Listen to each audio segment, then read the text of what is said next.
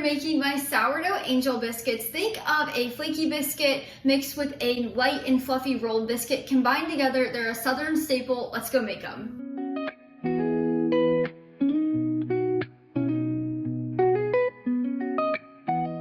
You can find my full written recipe linked down in the description below. Just click that link. It'll take you over to the blog where you can print and save anytime, as well as find serving tips and storage ideas. So before we get started, we're gonna need to do a few things. You'll want to prepare a round cake pan. So I just greased this with butter and then did a dusting of flour. And then you'll just set that aside. And then you'll also want to feed your sourdough starter. If you don't know how to do that, you can find instructions down in the description below. I'll also leave my feeding guide. It's completely free. You just have to put your email in and it will get sent to your inbox on your email. So definitely check those out if you need sourdough starter feeding tips and help. Before we get started, you want to add 3 tablespoons of butter into a saucepan and melt it, and then set this aside. So to get started, you're going to want to grab a mixing bowl, and we'll add in 2 cups of all-purpose flour, as well as 1 teaspoon of sea salt, 2 teaspoons of baking powder. I like to get an aluminum-free version, and 1 teaspoon of baking soda. And then we're just going to stir this together. I'm using a bread whisk, but you can use a fork or a spoon.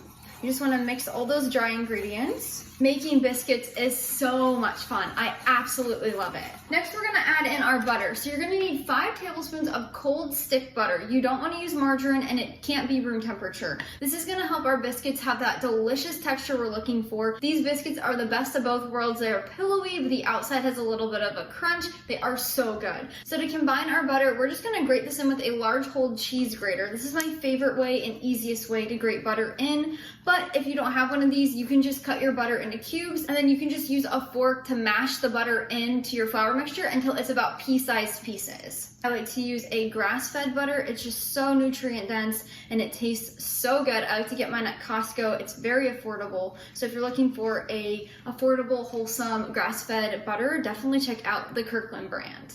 Now we're just gonna use our spoon or whatever we're using, bread whisk, and we're gonna mix this in. So you wanna make sure the butter pieces are evenly distributed throughout your flour mixture. That way they're not all clumped together. Now that we have our dry ingredients in our bowl, we're gonna add our wet ingredients, starting with 2/3 of a cup of buttermilk. Now you could use whole milk, but buttermilk is the secret to really good biscuits. So I highly recommend finding some at your grocery store. As well as 1 teaspoon of raw honey. You could also substitute this for pure maple syrup if you choose. And finally, 1/2 cup of fed sourdough starter. You want it to be fed instead of discard, so that way it can help make these biscuits fluffy when we're letting them proof on the countertop. Once your wet ingredients are in here, we're just gonna stir to combine. Once you have a shaggy dough, so just like this, you're gonna want to use your hands to combine everything together. So if you have a ring, make sure you take that off. If your dough does not look like this and it's too wet, that means your sourdough starter was just a little more hydrated than mine. Not a problem, just add a few extra tablespoons of flour. If it's more shaggy than this and it's not gonna come together with your hands, just add a few extra tablespoons of buttermilk. That just means your sourdough starter was a little less hydrated than mine. So what I like to do, I like to just kind of knead this together in the bowl. And you're gonna have to work in that extra flour a little bit. So if you're doing this and you're like, man, the excess flour is not coming together, don't worry, that's exactly what's supposed to happen. So as you can see, after I've done this a few times, it's still shaggy, there's still some. So I'm just gonna continue to get it combined. And slowly it comes together. Once you have most of the shaggy flour mixture combined into the dough, we're going to pour it out onto the countertop. And this is where we can knead the excess flour in. So at this point, we're gonna knead our dough for about 1 minute.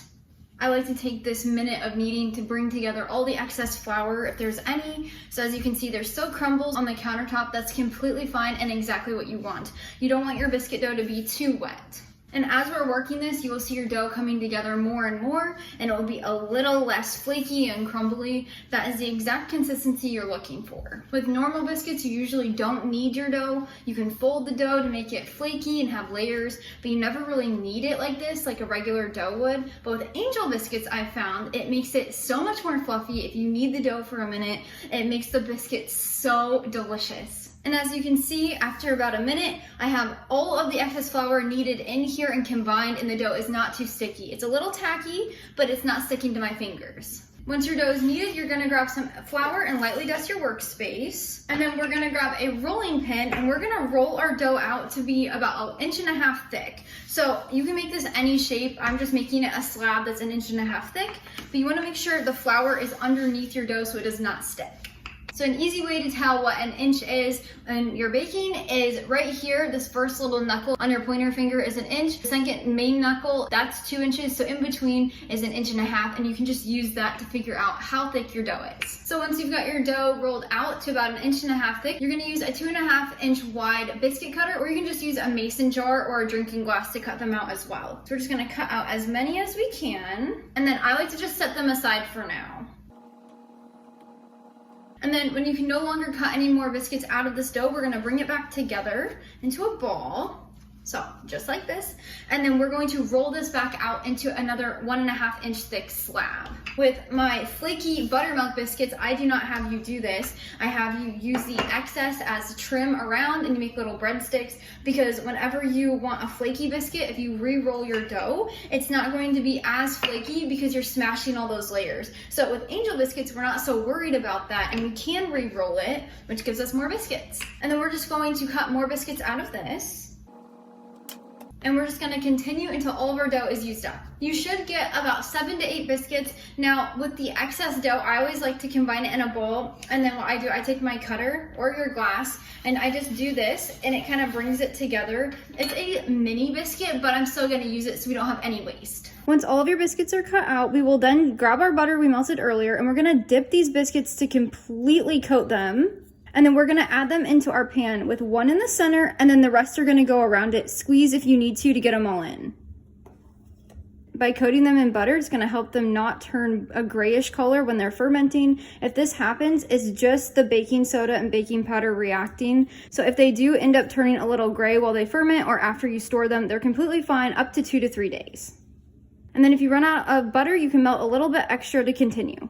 So that's what it looks like with 7 biscuits. You want them to all be touching. Now we're going to place a dry kitchen towel that's clean over our biscuits, and we're gonna let these sit on the counter at room temperature. Now these are not going to puff up and get really big or double in size necessarily. We're just giving the sourdough starter cultures time to ferment all the other ingredients and make them a little bit more fluffy. I will meet you back here when they're done proofing.